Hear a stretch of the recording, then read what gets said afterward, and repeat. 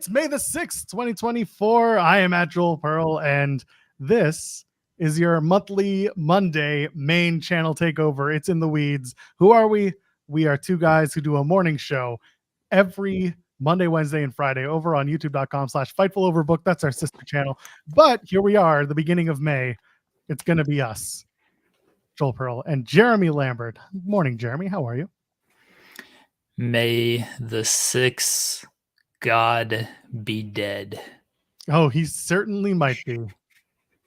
He certainly might be. Well, we're gonna talk about it because I messaged Jeremy last night. It's Sunday, and there wasn't much going on in the wrestling world last night. I mean, a couple of shows, but in terms of like the main stuff that we cover, there wasn't anything going on. And I said, Jeremy, let's dive into it. Let's talk about it. We've mentioned it. You said, "Oh, I can't curse." You yes. said "F you." You cursed at me, Joel. I did. Yeah. I said, let's go. Let's get into it.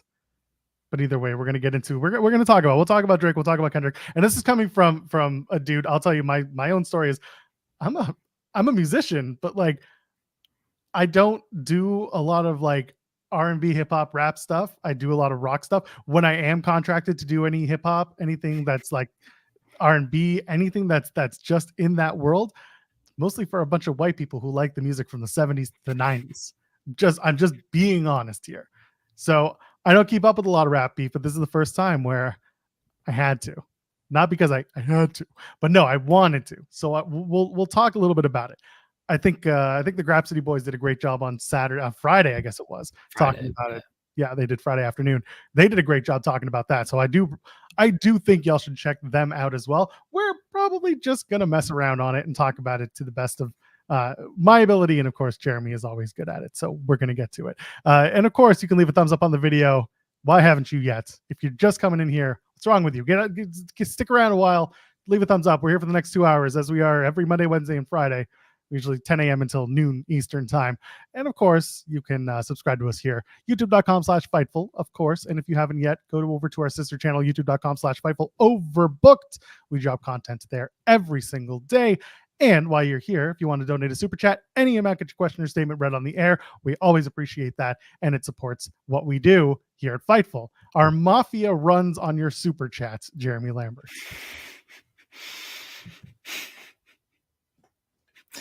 Okay. We are going to run that joke deeper into the ground than a horse's head in the bed you wake up in. I mean, Zarian is like the most connected person. Yes. We can't throw these accusations out there when Andrew Zarian has stories, okay? Like all I'm saying is that it's very funny that people think Sean is the one running the operations when we employ Andrew Zarian now. Yeah, Zarian is the one who's going to get us in trouble. But I guess we're worse than the mafia. That's what I've been told. I've been told a lot of things this weekend. So I don't know how much of it's true, but I've been told a lot of things. Well, I mean, which part is the most untrue of them? Let's start with that and we'll tackle it going forward. Nah, I don't want to get into it. That's not what we do. Nah. I mean, listen, so this is the one thing about Main Channel Monday that's always fun to me, is that we're always coming off of some sort of pay-per-view event. It feels like either AEW or WWE. This time we're coming off of Backlash, but it's not like we can sit here and do a whole 2 hours about where things stand and where things are going in the WWE sphere, because the show was pretty much as advertised. It's what we expected. Wrestling wise, this wasn't a very busy weekend. There's stuff to talk about. I mean, if the biggest news of the weekend coming out of the storylines is Bloodline, and it is the debut of Tangaloa, which surprised a lot of people, then we got stuff to deal with here on the show. We got stuff to talk about. Are you doing the chops? Do the chops. Yeah. Give me them chops. You got to be Tangaloa rules. You got to pull back them. You got to like, you got to do it in reverse. Just wait until he starts throwing those chops and he starts going for 619s and Hurricane Ranas and all that shit. Right. Look at that. 507 for the first cuss word. Look at you. You're just a professional, aren't you? The big news of the weekend isn't wrestling related. It's actually that the Toronto Maple Leafs were eliminated from the playoffs. Oh, Man, they did what they do, right? I was about to say, when you started talking, if you had not said that, I would have cut you off and said they do what they did. They did what they do. Bless them. As a neutral party, I was very excited for that game 7 because either way, you get the Maple Leafs failing again in a game 7, or you get the Bruins blowing a 3-1 lead in back-to-back years. Hilarious either way. Overtime, oh, I was so excited for the overtime. It's a shame it only went like 2 minutes. That sucked. I was hoping for a longer overtime, but I do feel bad for any fans of the Maple Leafs outside of Adam Copeland. You know, it's unfortunate when your team continues to do this every year. But what can you do? At some point you got to shake things up. You got to make some trades. They got to do what they can. Like, they can't come back with this same core, cuz I saw people like saying, "Oh, they showed a lot of heart. They showed a lot of fight. This isn't like last year's team. This isn't like the team before. Like, they showed fight coming back from 3-1." What? Huh? They went down 3-1. Okay, they won 2 games. Good on them. They still lost in the first round.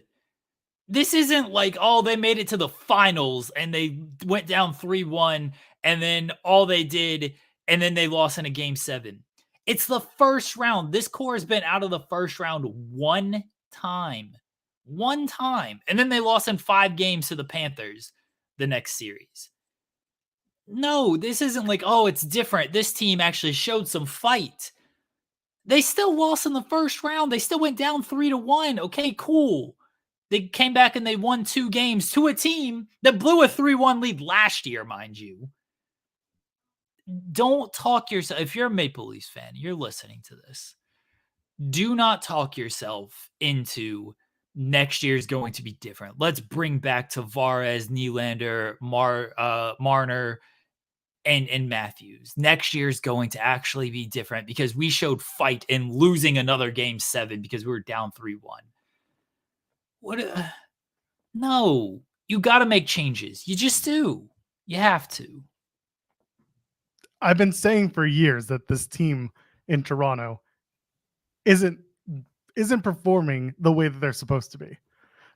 That whether it's a front office issue, doesn't feel like it's the guys on the ice, but it certainly feels like a coaching and front office issue. The Shanna plan has been a dead plan for 11 years, or however long it's been in play. The Shanna plan doesn't work. And also, I'm not a Leafs fan, so for me, I get to laugh every year I get to see this. I remember being in my old apartment, shout out to the Bannock ladies, broke into the old apartment, and my friend, whose name is also Joel, was living with me at the time. And we're watching game 7. It's Leafs and Bruins. And I think it's 4-1 Bruins or 4-1 Leafs. And y'all know where this is going if you're watching. If you heard this before, you're going to hear another story. My friend says, "I'm going to go upstairs to bed. If anything happens, let me know." I said, "You don't want to go yet. The Leafs are really good at blowing this stuff." And he's like, yeah, we'll see. Not this time. This year is different. So he goes upstairs and he goes to his room and does whatever. And then all of a sudden it's 4-2, 4-3. And I'm like, they're going to tie it. And he comes down and it's 4-4 and they're going overtime. He's like, "You don't think it's going to happen, do you?" I said, "Yeah, they're going to collapse." And then we sat there and we watched as the Leafs collapse. 2 boys from Ottawa, both named Joel. Very strange, I know. And we're in Toronto. It is a sitcom where we're still we still keep in touch. He lives in Hamilton now, but he's fine. But anyway, long and the short, we watched them together. 2 Sens fans in Toronto watched the Leafs completely blow it against the Bruins, and that was the first of the big moments of blowing it for the Leafs. Just gotta say, man, it's time to change something, and it ain't the players. It ain't the players. It ain't the coach, the head coach. No, it is. Well, yeah, sure, change the front office, but it's also the players and the coach. Like, it's also them. I actually think Shanahan had a halfway decent plan of how he wanted to build the team and stick to it and try to build around these core guys. That's what you should do. You identify who your core is and you put the pieces around them. Now, were all the pieces the correct guys every single year? Maybe not. But at some point it is the players. At some point it is the coach. And it's not the pieces that it's not the front office making the moves. The front office deserves some blame. But you put these guys there and they can't step up in these moments, it's on them too. So it is the players and it is the coach. It's everything. It is. That's fair. One thing that, and we're not a hockey podcast, amazingly. And then later on, I'm going to say we're not a music. And you're ready Joel, for that, eh? Joel, I don't care. We've talked enough about the Leafs. Everyone, please pray for me. Everyone, please pray for me and my lovely wife. More her than me. What happened? What do you mean? What happened? Round 2 is finally starting tomorrow night. Avs play. Thunder play. Did you see this schedule? They're playing all the games are the same nights. Tuesday, Thursday, Saturday. They're playing the same night. They're playing teams from Texas too. The Avs are playing the Stars. The Thunder are playing the Mavericks. Dallas, Texas on top of that. The last time my teams played teams from Texas, the Avs played the Stars. The Thunder played the Rockets. Back-to-back Game 7 losses. The games are the same nights. I'm going to short circuit. I already am. It's going to be a stressful week. You've already started. It's going to be so stressful. Like on one hand, like, okay, I didn't say the Mavs and Stars play in the same venue. Well, the Stars have home ice and the Mavs don't have home court. So they essentially just swap out. That's basically how it's going to work. That's going to suck for the conversions team. I'm just saying. They'll get over it. Hey, man, people got to work hard. You got to give them their flowers. Okay. Good on them. I'm going to be so stressful. Like on one hand, it's so both of the series starts tomorrow night, Tuesday night. Both games are like 8:30. They're on at the same time. I got multiple screens. Like it's not so much that. Like I can watch both. It's just the annoyance of like not being able to fully focus on one. So like if they both win, I'm going to be really extra jubilated. If they both lose, I might not show up. I might not show up on Wednesday. Okay. I might not show up on Friday. If both of them lose, I might not show up the next day. I'm going to be so depressed. And then if they split, then it's like, oh, okay, like I'm kind of okay, but like it also kind of sucks. So at least there's that to where it's not like, oh, I'm just depressed on a Monday and then, but the next game's the next day. Oh, sucks. Sports are dumb as shit. They are. That's why I'll get SP3 or someone else on retainer just in case. Yeah, you probably should. It's okay. If you need the day off, we got you. Yeah, but I gotta like do other work. Do you though? Do you? Probably. It's fine. Listen, you'll be okay. The sports will come and go. The work will remain, and we'll be. Yeah, that sucks. I'd rather just watch sports and not have to work at all. Just become a nihilist, man. Just live life upsettedly. Oh, this is a good question. Ryan Lambert asking, when is the Busted Open diss track dropping? We need to get Dalla. Actually, he's on the wrong side of history on this one. If you go and look at his Twitter, he's defending the wrong pony in this Dog and Pony show. Yeah, I saw it seemed like he seemed to be backing Drake a little bit more. That makes sense for Dalla, though. That makes sense. Ducking us, ducking reality. Joe Hendry's a big Kendrick Lamar fan today, I hear. Did you see that Joe Hendry wanted to get some advertising on the Sphere in Las Vegas? Yeah, good for him. Did you see how much it was going to cost? I don't think TNA contracts pay that well. I don't think so either. No offense. I don't think a WWE star would do the same either, because it was something like $400,000 a day or an hour, one or the other. And he was like, he went looking. He was like, I'll see if I can do it. And then, of course, Nick Nemeth is like, I'll help you out. And Henry's like, this is our first interaction, and this is how you're gonna help me. Yeah, sorry. It's a pretty penny, and those TNA contracts they're fine, but they ain't Sphere money, that's for sure. We literally have a rapper on our payroll. That's true. Rich Stambolian drops bars. Great dude, too. I wouldn't use whenever I do Battle Dala if he decides to stop ducking me. I wouldn't go to Reg for bars or anything like that. I don't need Ghost Riders. I'm not Drake. I write my own stuff. If it's bad, it's bad. If people don't like it, fine. I'm doing it for fun. But I'm not going to use Ghost Riders against Dala. Write my own material. That's what you do. We're teasing that. We're gonna get to that. I want to at least pepper in a little bit of wrestling. Why? Because it's part of the brand. It's part of the show. Some people might want to hear about it. You want to talk about WrestleManias in Vegas next year, April? We're not going. Okay. But I'm letting everyone know now. WrestleMania 41 is going to be in Las Vegas over not just Easter weekend, April 19th and 20th, but also for the Jew out there. That's me. Those are the last 2 days of Passover. I am not going to be sitting in Allegiant Stadium, where, first of all, the concessions don't work anyway. And second of all, I'm going to be eating matzah? No, I ain't going to be doing no Matzah Mania and no Legion Field. I'm staying home. But that venue, second night of Mania, it's going to be highlighted by RVD and who knows who. And Godfather. They're going to have not even a barn burner, but maybe a weed burner of a match. It's going to be very strange. How do you think they're going to deal with Mania 420? That's the big question.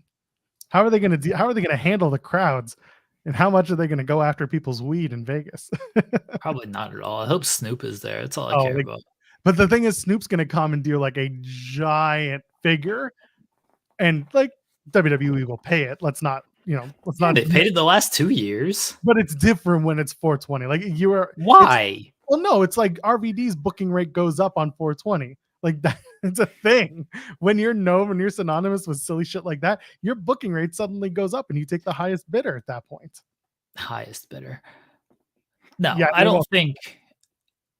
See, this is where people get caught up in. Oh, 420. It's such a big smoking day. Like it is, sure. But if you're just like a smoker, 420 is just another day. Like it's for the casuals. 420 is for the casuals. For Snoop, he's just like 420 is every day for him. He doesn't care. I don't think he's gonna charge extra or anything. I mean, maybe he needs to charge extra because it's like, look, I already got plans to host my own party. So why am I gonna go to this WWE thing? On the other hand, you're probably like, yeah, sure, let's go to WWE and just have a big old party for 420. That sounds amazing for me. I don't think Snoop's going to charge extra. Someone pointing out that the catering is going to be extra amazing on 420.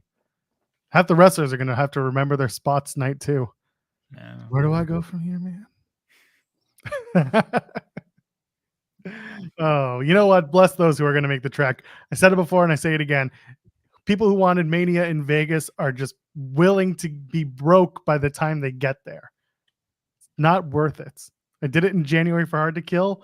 Did it on the cheap. I wouldn't recommend it for anyone, especially on the strip on Vegas week. That's all. Don't do it. Don't go to Vegas. Go to Minneapolis and stage your own WrestleMania. Good luck. I thought you were about to say something. No, I said good luck. Oh, good luck. I thought you said look, and then you were about to jump into something. I said good luck. Maybe I'm the one who needs a 420 Mania in my house. Yeah, good luck with that. Well. Snoop says smoke weed every day. Snoop 420, he's just smoking like normal. Hey, I'm just saying, you never know. These people, it's not them to make the call sometimes. It's their business management. And the management will take the best, the highest price. Yes, pun intended. Okay, but Snoop, I don't know if Snoop's getting a bunch of other offers for that. Maybe. I think Snoop's getting offers for that. Yeah, I think he is. Yeah. All right, probably. It's fine. I'm sure RBD's already getting booked on another show as we speak for that date. He was on the track, Louis. Calm down. Oh boy. All right, where are we? What are we talking? Do you want to get into this thing? or do you want to talk about a little bit of wrestling? What is this thing? This Drake and Kendrick thing.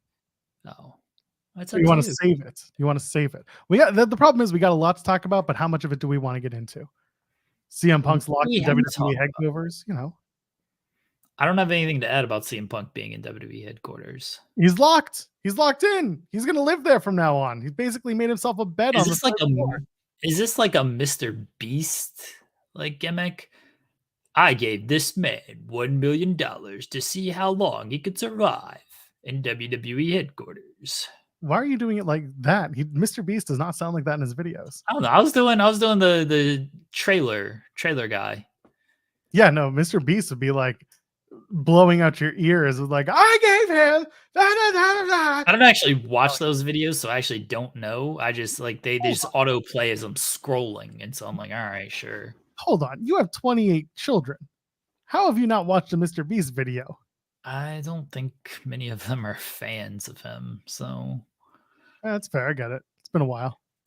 Anyway, the Punk thing is weird. He says he got locked in after he did the Backlash pre-show, and he's just been running around, staying there, and now he's gonna show up on Raw because he is, believe it or not, a Raw contracted talent. Good for him. They're in Connecticut. He's gonna be all over it. yeah, he can show up tonight. They're doing a bunch of wrestling matches tonight. This show's gonna suck.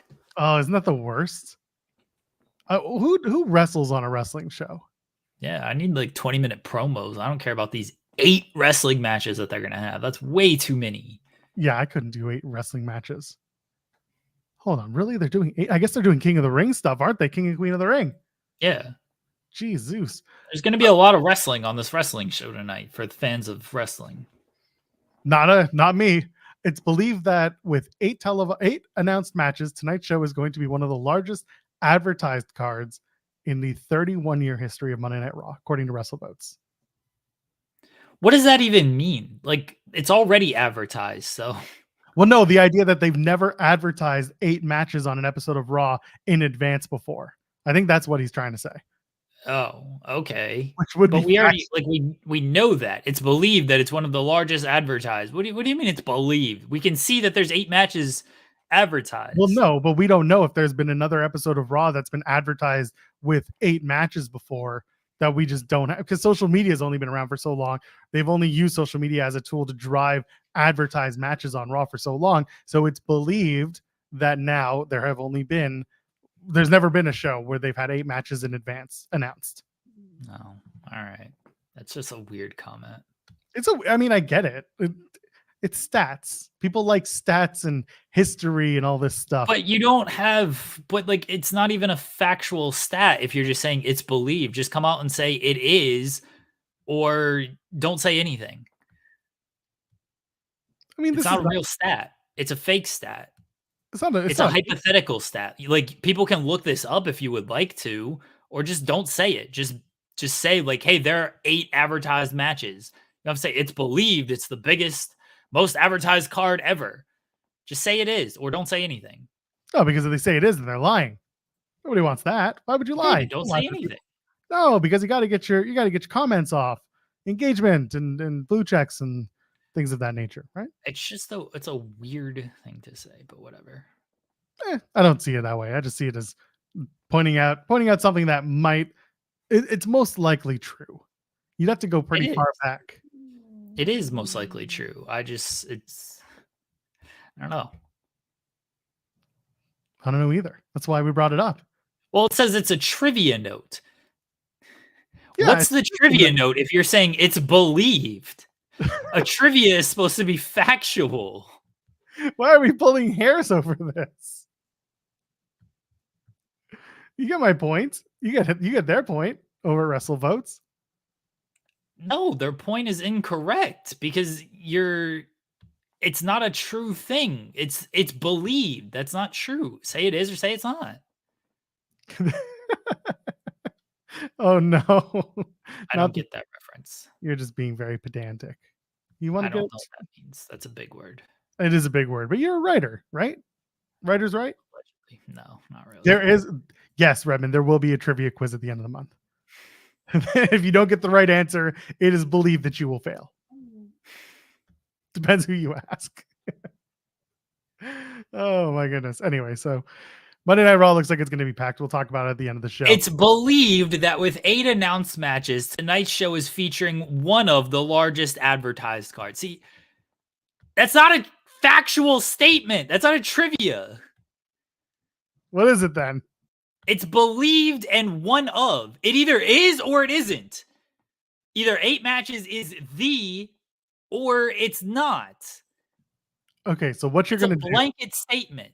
So now what you're going to do is you're going to go back 31 years and you're going to go every Raw. You're going to watch it. I'm not doing this shit. You're going to watch what's going on next week's Raw, and you're going to have to figure out how many matches have been announced and how many have been promoted. That's what you got to do. No. Yes, it is. That's what we got to do. Well, if not, let's at least blanket comment. It's not a trivia note. It's a belief. Trivia is either correct or not correct. Right. What do you? This is stupid. It's gonna like, hey, who shot Abraham Lincoln? It's believed John Wilkes Booth was one of the men who shot Abraham Lincoln. Either John Wilkes Booth shot him or he didn't shoot him. Yeah, but nobody's dying on Monday Night Raw tonight that we know of. So it'll either be a footnote in history, this conversation, or it'll be a direct point of contention. Were there multiple shooters? Did John Wilkes Booth pull a trigger? What are we doing here? Maybe there was somebody in his hat. There could have been multiple.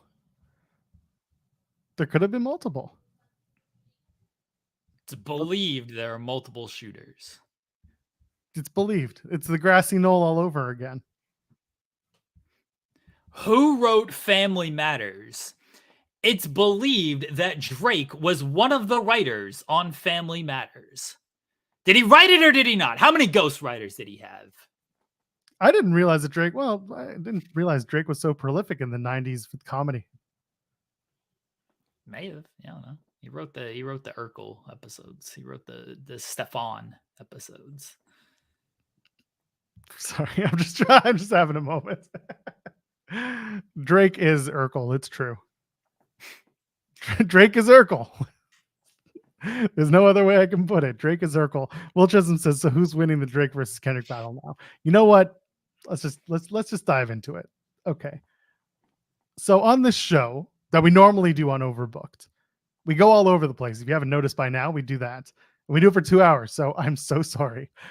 And then we do Main Channel Mondays and things get even worse. Jeremy has been wanting to talk about the Kendrick Lamar.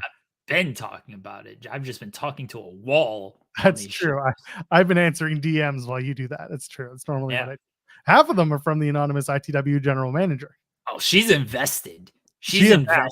We were in bed on Friday when Drake was dropping, or Drake dropped first and then Kendrick dropped immediately. Oh, I was getting so hype. Saturday, she was on the phone and like Kendrick dropped. I was like, you've got to like either get off the phone or whatever. I got to listen to this diss track here. I got to listen to Not Like Us. Last night, right before MILF Manor, Drake dropped. Oh, and MILF Manor was better. I had no dog in the fight. I didn't care. And then you gotta, okay, real sorry to cut you off, but yeah, go ahead. You've at least got to admit that you don't like Drake. You say you don't have a dog in a fight, but you do have, you're not a Drake fan. I'm on record, by the way, on this show saying I don't like Drake, and I've given several reasons why.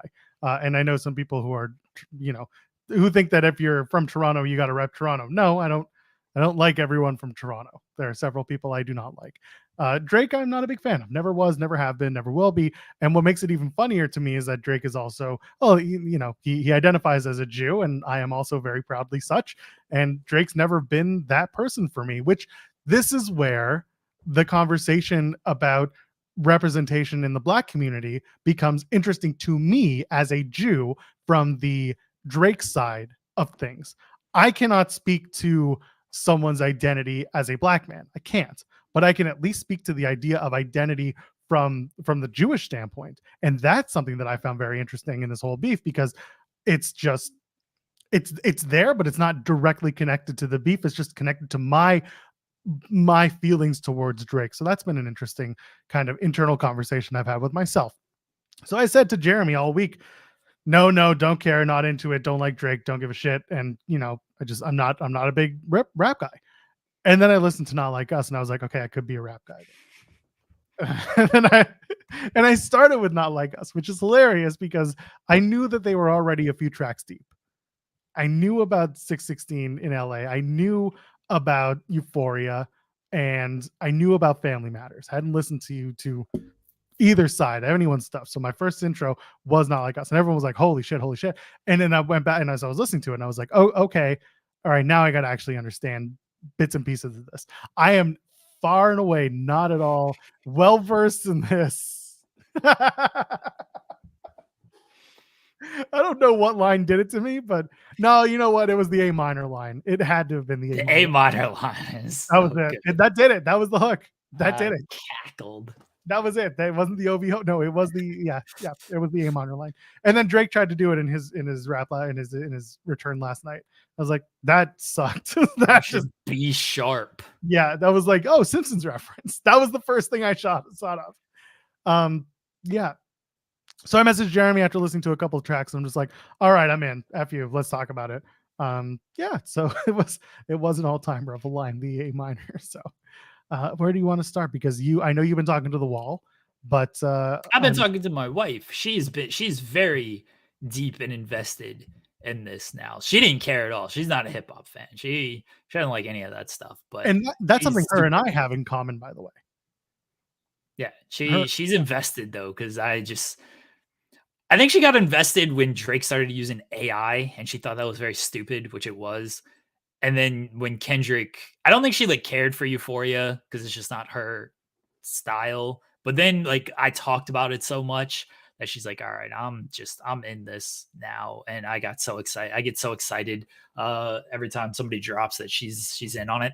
But anyway, all right, let me ask you some questions, Joel. As a admitted non-Drake fan, but also an admitted non-hip hop fan, what do you make of the shots they are taking with the dirt, with everything? Take away the music so much. Take away the actual flow, cadence, lyrics. The dirt and the almost gossip. Not almost. A lot of it's gossip. It's gossip. The angles they are taking with this. What do you make of that? So it's funny that you took away the one thing that really invested me in this whole thing, and that is the music side of it. That is the flow. And I was telling your wife, I said, one thing that I never really liked about Drake was his flow. And I wasn't familiar with Kendrick's. And so I went and I'm listening back to a few Kendrick stuff. And I'm just like, okay. So I don't know why this hits me better. Drake had, I think the flow on Hard Part 6 was better than Family Matters for some reason.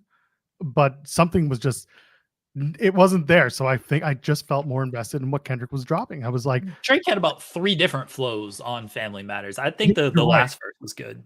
Yes. And yeah, when he started really picking up and going hard, I was like, okay, all right, I see where you're going. And there was just more, it's like, feel your words, believe your words. And I didn't think that Drake believed his words until he got to the end of Family Matters, into that last part. And then with Kendrick, every time I listened to him, I was like, he feels this, he believes this, he lives this. And he basically said, I'm a man of, I have my peace. I don't live like a lavish, I'm very much paraphrasing. He's like, I don't live a crazy out there life, public life. I'm trying to raise my kid the best I can. And that's it. I don't have anything else around me. And I'm like, okay, all right, I get it. I don't follow these guys as much.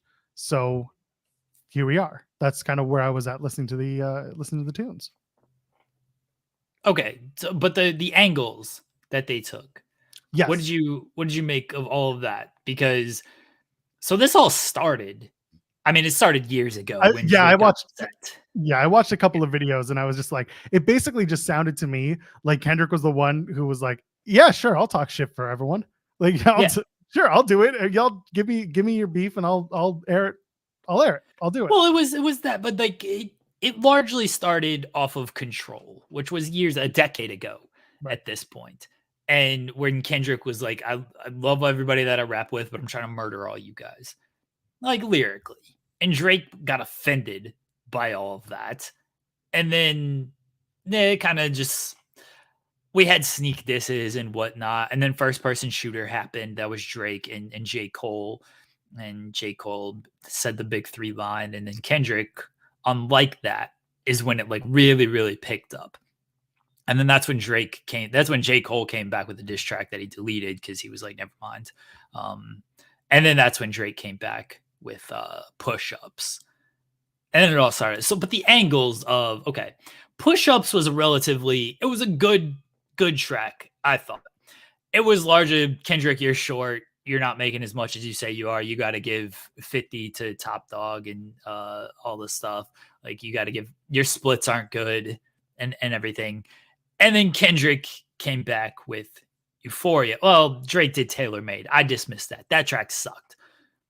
Kendrick did Euphoria.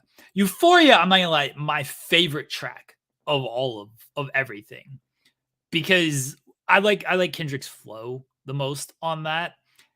And it is, that's the Friendly Fade track. He doesn't go too personal on that one. And he sets up everything in this battle with this. He sets up everything of like, oh, you listen to Mr. Morale and now you think you know about my life. Now the one we can predict your angles, like you're going to just talk, you're going to take shots at my personal life. And the line of don't tell no lies about me, I won't tell truths about you, it immediately paints Drake as a liar. No matter what Drake has to say, people think he's a liar. So Drake, of course, comes back. That's when Family Matters comes out, and he comes out like, you beat your wife, you cheat on your wife, you got a kid, one of those kids ain't yours, type of thing. Like, he comes back with all that. And then 5 minutes after this track comes out, comes Meet the Grahams. And that's when Kendrick says, you've been hiding an 11-year-old daughter. Also, you're a pedophile. Yeah. So I'm listening to Meet the Grahams, and I'm like, this man wrote a diss track, basically writing a letter to different members of Drake's family. It's an intervention. Yeah. And I'm just like, Jesus Christ, he went off in a way that worked. And when you get to there's the one part towards the end where you get to the "you lied," and he keeps layering it, and only a couple times, but on the ones that you really need to remember, the "you lied" where he has the extra voices on top. I was like, oh shit, he wants you to know those ones. Those are the ones you want to know. And he did it. Yeah, that was a very special track. Something was cool there. Dear Adonis, I'm sorry that man's your father is the opening line to that song. So I like, as a diss track, like Family Matters is obviously very good, very biting. As just like a song, and I know it's not supposed to be a song. Like, it's not something I'm listening to all the time because it's so deep and heavy and personal that I'm like, man, I don't know. This isn't something I'm just throwing on and vibing to. Type of thing. That's not a vibe song. Not like us. This man made a pedophile dance song. You throw this on the club, and it's like 69 God, freaky ass. Like, what? You're calling this man a pedophile, and you're supposed to do a 2-step to this. That was a level that, one, I wasn't sure Kendrick had, but that was one like, all right, I'm gonna beat Drake at his own game. He's tired. He makes hits, diss hits that you can play in the club. All right, I'm gonna do that. It's gonna be a pedophile song. Amazing. That's a catchy song, but also it's a song where he's calling a person a complete pedophile and a freaky person. And, do you think that there was a world where Drake could have come out of this better, and not by just having better rap, because that's not that's the easiest answer, but I'm saying, right, he is the bigger star. Objectively, he makes more money, he has a bigger fan base, he works stadiums, he's a bigger star in the game.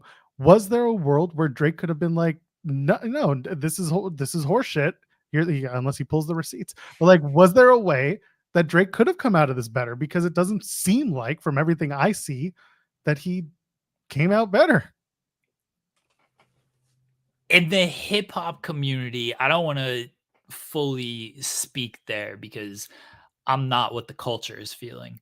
But Drake is a lower star than I think Kendrick is way more respected in the rap community than Drake is.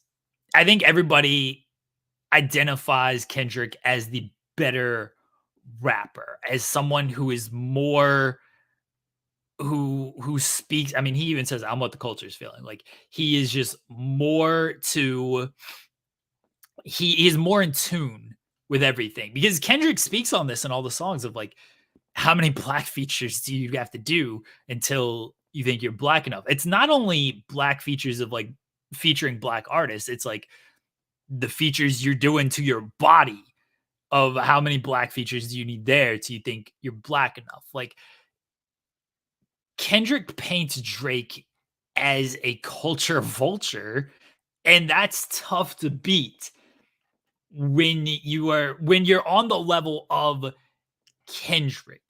Pusha T and Meek Mill, Pusha T won the beef with those two. Meek Mill didn't, but neither of them, even though Pusha T is better rapper, neither of them are stars or have the notoriety that Kendrick has overall. In the rap community, Pusha, yes. I don't know about Meek. But Kendrick's even a level above them. He's on Drake's level rap wise. Drake is on a different level pop star wise, but that is also what knocks him down in the rap community as well. So could Drake have come out of this better? He was never going to out rap Kendrick. He wasn't going to out rap Kendrick. The only way he could have kind of come out this, it's tough because Kendrick did predict everything he said, and Drake's replies were just, "Hey, we fed you false information. Bye." Yeah, like we fed you false information. You ran with that. You look stupid," which isn't like, okay, I can get that, but he rapped about it in such a terrible way. I think that's the problem. Like he could have written better rhymes, is how he could have done better. That's kind of what I said. It's like without that being the answer, because that's the big answer. Was there a way that Drake could have come out better? And I think you hit the nail on the head in a lot of different ways. And chat's agreeing with you, by the way. I don't think anyone's taking that away from you either. The way you win a rap battle is you out rap your opponent, typically. Yes, but it's still a perception war. At the end of the day, this is a perception war. Yeah, and Drake wasn't, and Kendrick played it smart with Euphoria. That's why I think Euphoria is truthfully the best track out of all these. I understand it's not the most biting track. Family Matters is probably the most biting. Not Like Us is like the most. Not Like Us is a level track that I don't know if people thought Kendrick was going to reach because he doesn't do dance songs. And he decided, I'm going to beat him at his own dance. I'm going to play a club song. And that's where I don't think people like really expected from Kendrick. But Euphoria is on a different level to me just because like it sets up the whole battle and it immediately discredits every single thing Drake is going to do. Drake would have had to find a better angle. He wouldn't have had to do the family angle. He wouldn't he could have left that and not touched on that. And then maybe if he'd done that and Kendrick still released Family Matters and then Drake had been like, yeah, we fed you all that. You did that whole track and it was all a lie. Maybe Drake could have won. The fact that he basically did what Kendrick said he was going to do. It made him look worse in that. He had to go a completely different direction. And he couldn't do it. He couldn't help himself. He felt like he had to go, oh, I got to go the dirtiest direction that I know. And that's what he went with. The one, like, I said this, I didn't want to put this online because I didn't know how people would receive it. When Kendrick rapped, "We don't want to hear you say the N-word no more," I said, Drake's going to do a verse and every other line's going to be that word. Oh, he and then can't he opens help up. himself. Yeah, and then that's the whole second verse of Family Matters. It's the whole second verse. He can't help himself. And Kendrick knew that. And that's why he said that.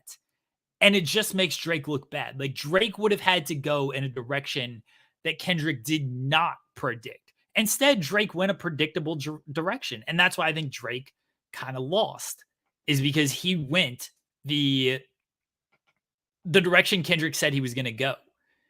And he wasn't going to beat Kendrick in that war because Kendrick had already called him out on that and said, you're going to do this. And I'm going to fuck you up if you do this. The one that baffles me, and I tweeted this last night, one that baffles me is the Haley Joel Osteen line that Kendrick had, which is a hilarious line. But he clearly fucked up.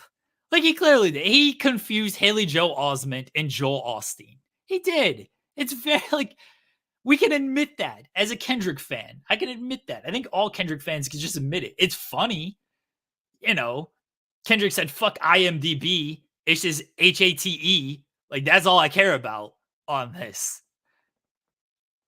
Drake never flipped that. Like, what do you... It's an easy line to flip. Drake is a battle rap fan. He sponsors battle raps. He watches King of the Dot. He watches URL. He couldn't flip that line? That's where I think Drake lost a lot of this, is he didn't refute. One, he didn't flip any of Kendrick's lines good enough. Two, he didn't refute. His refuting the pedophile line was, if I was a pedophile, they would have caught me by now.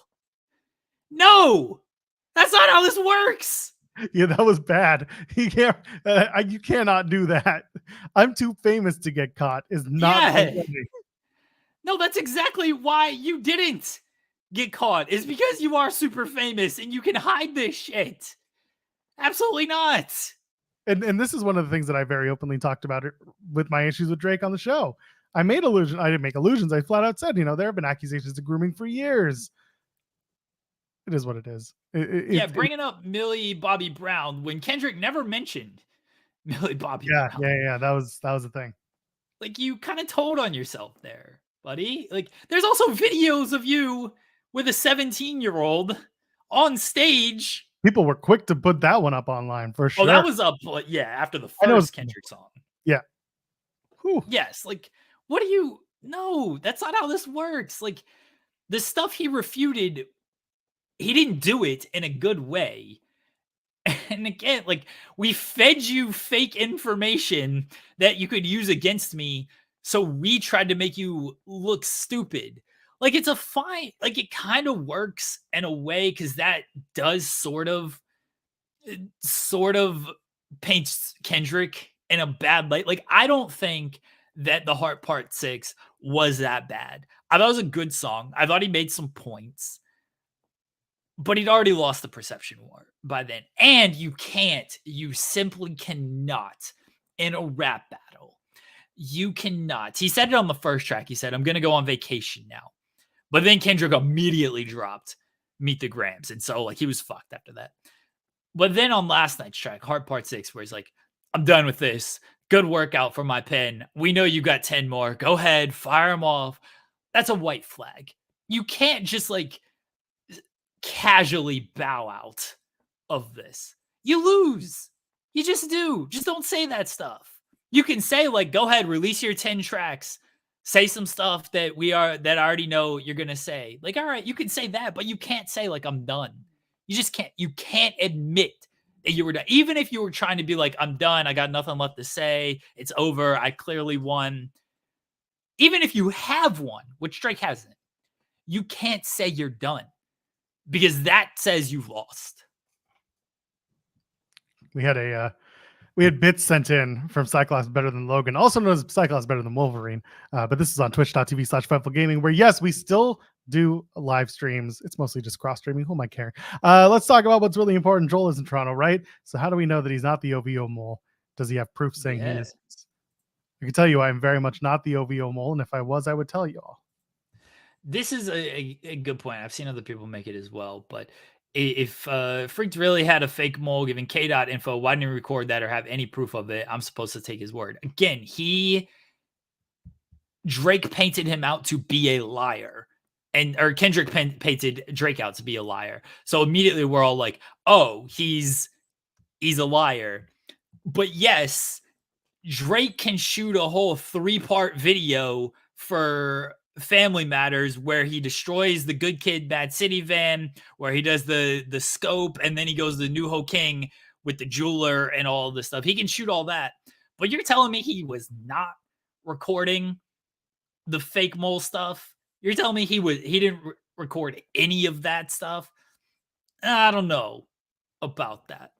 Maybe he does, and maybe he's waiting. But the fact that he's like, I'm done with this, makes me believe he's not actually done with, or he shouldn't be done with this. That's a good one, Louis.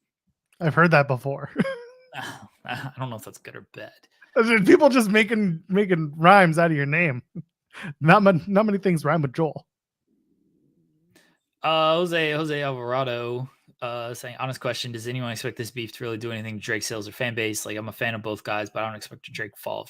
No, I don't think either fans base it, because that's the whole thing of stans, right? Like, they're not really gonna go in a different direction. They're gonna stand regardless. Like, if you look at enough replies and everything to, like, people think Drake won this whole thing. Like, people completely think Drake won. And then a lot of people think Kendrick won. But the Drake fans are going to remain the Drake fans. They're going to still say that he won. Both of these guys are at a level that they can't fall off that much. You know, no offense to Meek Mill. Meek Mill was at like a high level, but Meek Mill wasn't at a level to where if you get destroyed by Drake, who's at a higher level, that you're going to lose. Kendrick was he was already at a high enough level to where even if he lost, I don't think he would have fallen off either. Drake is at a level above that overall to where if he had lost, he wasn't going to fall. Like, it's not like this is the end of his career or anything. But it doesn't make Drake look as good in the hip hop fans. Drake has the pop fans that aren't going anywhere, but the hip hop fans are the ones that are going to now look at Drake differently. But I don't think a lot of those fans were fully riding with Drake anyway. It just became a thing of like, we like Drake because he keeps putting out music. Some of his stuff is good, but also if Kendrick drops, I'm going to support Kendrick. If Cole drops, I'm going to support Cole. Let me tell you, Drake's oh, go ahead. No, go ahead. Drake's response. Yeah. Oh, Drake's response after Meet the Grams dropped was another Instagram meme. Again, this is where Kendrick just set him up immediately of like, the memes is getting tired. Yeah. And his response to, you have an 11-year-old daughter that you've been hiding was, oh, really? I have an 11-year-old daughter I've been hiding? That's your big response. Like, you got to come proof immediately with that. Where do you think she didn't have anything? I don't care. By the way, if you were feeding him this info, this is where, again, I think Drake fucked up. If you were feeding him this info, if you knew when you dropped Family Matters that he was coming out with Meet the Grams, if you knew that, why wouldn't you immediately come back out with whether it was the Heart Part 6 or whether it was something else? Why wouldn't you immediately have that response on deck? That would be so good. That would be amazing.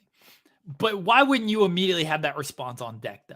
Because that's what absolutely killed Drake's night. Drake dropped that. Drake dropped Family Matters. He's like, I'm good. I won for the night. And that shit didn't breathe. It did not breathe. That was like Drake hitting the shot with like 12 seconds left. He hit a 3 to put him up by 2 with 12 seconds left. It's like, that's it. That's game. And then Kendrick was like, nope, I got a 3 on deck for you. And then he hit the 3 buzzer beater. That shit did not even get a chance to breathe. But if Drake knew that this song was coming because he fed him this info and he predicted that this is all going to come, and he knew he had 10 tracks or whatever, why wasn't he sitting on deck with immediate response? This is where, again, Kendrick won the perception, and he set him up the entire time. Even though Drake thinks he was setting him up, which maybe he was, he still lost at every single turn. He lost at every single perception war. This is a little something that I like to call tribalism as well. Well, yeah. This is just, but that's kind of what it is too, right? Going back to your point where like there are Drake fans who are going to say Drake won, there are K-Dot fans who are going to say Kendrick won. Like that's just how it goes. You ride for your guy, and that's what happens in all fandom. We talk about playoff sports, and we're doing the same thing, right? When you don't necessarily care about any side, then your opinion is it shifts a little bit more. Maybe you become empathetic to both, or maybe you attack both and you think both sides suck. In this case, I've been pretty honest about my feelings towards Drake and where my own personal like disassociation with him is, or where I just don't give a shit about him, despite him being from Toronto, being a guy with similar but different upbringings, and he and I have a mutual friend that I've mentioned before, and it's weird, but like we've never met. Not saying Drake and I have any connection, but yeah, I just going into this, even I was like, no, I don't think Drake won the perception war here. But will both men continue to make music and have successful careers? 100%. No questions asked. It's the same thing when we do this in the wrestling sphere. We talk about so-and-so didn't have a good show, or so-and-so is not having a good match. Guess what? Those people are still going to go out and make money, and they're still going to go out and have great shows, and their fans will support, and their fans will drive them to new financial successes. If something drastic happens to Drake or Kendrick and some allegations are founded, or some things happen where they get pushed out of the game, then yeah, absolutely, then they fail. But in this case, this is just two people kind of taking shots and no receipts pulled. So it's a perception war. That's all it is. They're taking heavy shots, though, if we're being honest. They are. They 100%. Again, Kendrick just going all in and being the commandeer of beef, being the conduit through which all of this runs, is phenomenal to me. It just shows how much he doesn't give a shit about his own perception, and like that's his decision. And that's why I was kind of like, whenever he talked about backing away from the game and just wanting to like focus on raising a kid or just being outside, just doing his thing, that's where he kind of won me over, because that's how I see on my wrestling side of things. That's how I kind of see the best type of fans, or the best type of creators, are the ones who are just doing their own thing and then popping in to do what they do the best way they do it, knowing that no one can really come at them. Not that Kendrick's perfect. Okay, but Drake's comment is, and this is where Drake again lost perception more, because Drake is accusing this man of beating his wife, of saying the kid ain't his, and saying he hasn't even seen the kid in 6 months. That's a pretty heavy accusation to throw at somebody. And if Kendrick is like, I got a son to raise, but Drake is like, you ain't seen that kid in 6 months, what are you really doing? That's a pretty heavy accusation. So Drake is throwing heavy shots back that Kendrick has not really responded to either. I mean, Kendrick's response is just almost to ignore it. I don't know how you respond to something like that, because some of Drake's comments of like, oh, why aren't you posting pictures with the kid? Well, maybe he doesn't fucking want to. Not everything needs to be on the internet there. Yeah, I don't post photos of my own kids, and I know it's my kid. Right. So not everything needs a response, but some stuff maybe needs a response. Now, I did see Kendrick's wife's brother, hopefully I got that right, retweeted and was like, go Kendrick, fuck him up, Kendrick. And people are like, okay, if Kendrick is beating his sister, he probably wouldn't be all that supportive here. So I get that. But again, Drake is throwing heavy accusations. People are just dismissing Drake's accusations because everyone just thinks he's a liar. And Kendrick, honestly, probably being smarter, just ignoring them, especially if they're not true, instead of like trying to refute it, because Drake's response to "I'm not a pedophile, they would have caught me" wasn't very good. So Kendrick, I don't think he sees the value in being like, if I beat my wife, why wasn't a police report filed? Because that's not a great response either. What's Kendrick gonna do? Go on Maury and be like, fine, let's take a DNA test to prove this is incorrect. Like, sometimes you don't need a response. I get that. But Drake is still throwing pretty heavy accusations out there. Yeah, but at that point, it's like, who cares? They're my kids. Whether DNA says so or not, they're my kids. So you raise them as your kids. Is that really a bad thing? No, because that's a stupid thing that I mean, look, I'm not trying to compare friggin' You can only speak to your own experiences. no, well, yeah, but I'm keeping it hip hop. I was trying to think of I dude's feel name. Nick Cannon. Nick Cannon. Nick yeah, Cannon's got a million different kids. he does. But Nick Cannon attempted a diss track at Eminem. He attempted a few, but recently, within like the past 5 years, one of his disses was, "You're raising a kid that is not yours." Because he has Haley, but then there's the other kid. I forget her name. I apologize. He's like, "You're raising that kid. That kid's not yours." Like, wow, your heavy diss was Eminem is taking this kid and saved her and has custody of her and is raising her. That's your diss? That he's being a good human being and a good father by doing this? Great diss there, Nick Cannon. So yeah, like the diss in the greatest, but the diss isn't so much that you're raising this kid that's not yours. It's that your wife cheated on you and got impregnated by your general manager, and now you're raising his kid. That's more of the diss than, oh, you're raising this kid that's not yours. Because stepfathers, you know what I mean? I think that's not a diss. But the accusation of cheating with somebody who's close to you and then having it, that's a little bit of a more heavy accusation. Yeah, there is that, and there are other things that were said in the in the tracks that I was like, okay, all right, this is where we're going. Okay, fine, don't really care for that. Accusations that were just not needed. I'll just leave it at that.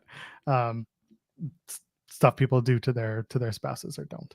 So I will leave it at that. I didn't really love that stuff, but that's their game, and it's not something I participate in. Again, I come from a world where I can't think of many like rock and roll heavy diss tracks because it's different.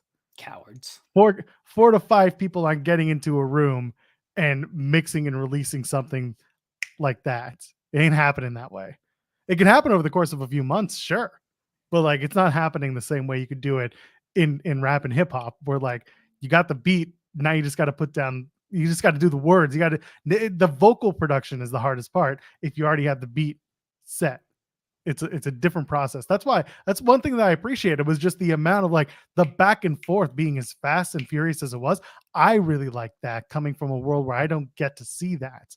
People take shots in the music world in their songs, but they never do it with such frequency and such like rebound. That part to me was really, really cool. Just as like just as a viewer, as someone who was like, oh, cool, new music, new music as a response to other music. Friday night was one of the greatest nights on Twitter. That's true. France was very loud for wrestling.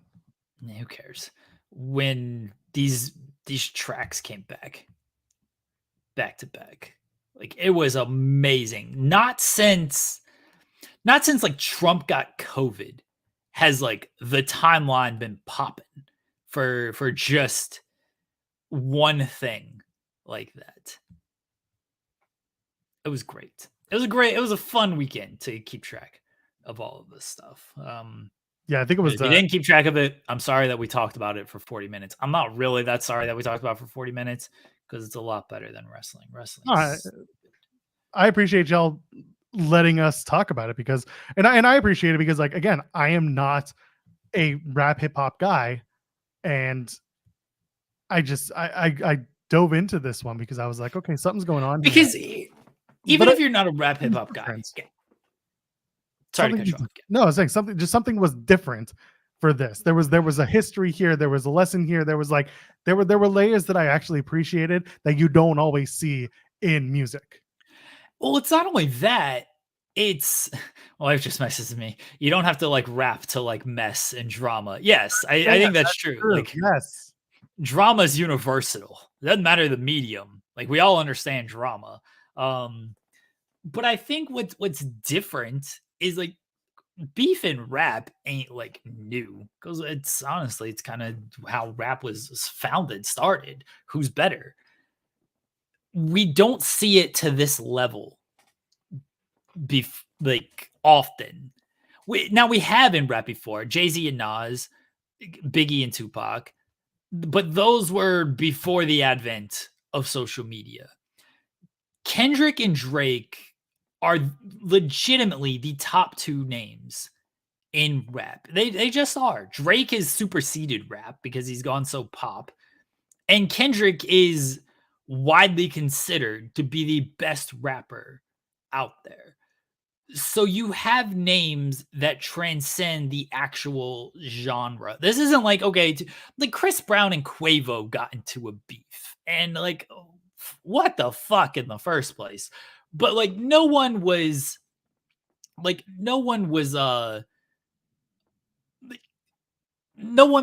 paid attention to it, but it didn't really leave that circle. You know, like it was still okay. People who are maybe fans of the genre or fans of both, like they understood it, but it didn't leave that circle. We're talking about the two biggest names in the genre. So of course it expands a little outside of the genre just because Drake has expanded outside. Even Kendrick, I know Drake likes to make fun. Go do a verse for Maroon 5, go do a verse for the Swifties. But Kendrick has expanded outside of the genre. The Swifties know Kendrick. We love the Bad Blood song. You kidding me? It's a good song. I remember going to the 1989 concert and Taylor's performing Bad Blood, and at the pause down on it, when in the Kendrick mix, when you forgive, we forget, but you never or I forget the lyric. I apologize. I feel like a terrible Swiftie. Big fan over here. My God. I know. But like during that portion, the fans were singing Kendrick's portion of the Taylor song in concert. Yes, Jack Antonoff produced 616 in LA. So it was literally tailor made. That was the joke. Like, I don't even know if he actually did produce. Yeah, you forget, but you never let it go. I was close. Like people sing that at the Taylor concert. The Swifties love Kendrick. Drake loves the Swifties. Drake loves Taylor Swift. He has that old commercial and everything. The point is, like, these two transcend actual rap music, and that's why I think it captivated more than just hip hop fans. And I also think my wife is correct in that, like, you ain't got to be a fan of rap to just be a fan of drama and things like this. It's true, and that's why I kind of bit into it, and that's why I thought it was a fun piece of news and a fun weekend experience for me to dive in. Will I continue? Who knows? Will Kendrick release a reply? Maybe. Is it worth it at this point? Yes. Yeah, is it? Well, no, I'm curious because again, Drake just kind of said, all right, bye. So I said my piece and y'all are going to believe me. So bye. He should just call him a bitch. Just a whole song calling him a bitch. Call up Natty. Let's get her on the track. There's the iconic. There you go. I don't know where it goes next, but also I'm invested because I see a lot of my mutuals in the wrestling sphere are also big hip hop heads, and seeing them kind of react to it gets me a little interested. And when I see like I see Adam Bernard and I see Adrian Hernandez, I see Cam obviously doing that, and Reg and Phil, and I'm just like, okay, I am not in this world, but I can at least watch the drama and the beef because like your wife said, that's what people are into. They're into the drama, they're into the beef. So I can sit back and be like, okay, what does this mean? What does this mean to me? Because it doesn't just mean nothing. And so I got to sit back and really think about a lot of that. And it was cool that there's some history behind it as well. I need one more just hate song from Kendrick. That's all. Just a hater song. I don't need the gossip. I don't need the dirt. I don't need like the personal shots are fine. But I need like another hate song from Kendrick. That's what I love about Euphoria. It's just hater bars. I'm all for that. Like that song's hilarious to me. That has the most replay value for me. And like that, but I know like that. I mean, it's a Kendrick song. Like Kendrick's verse steals it.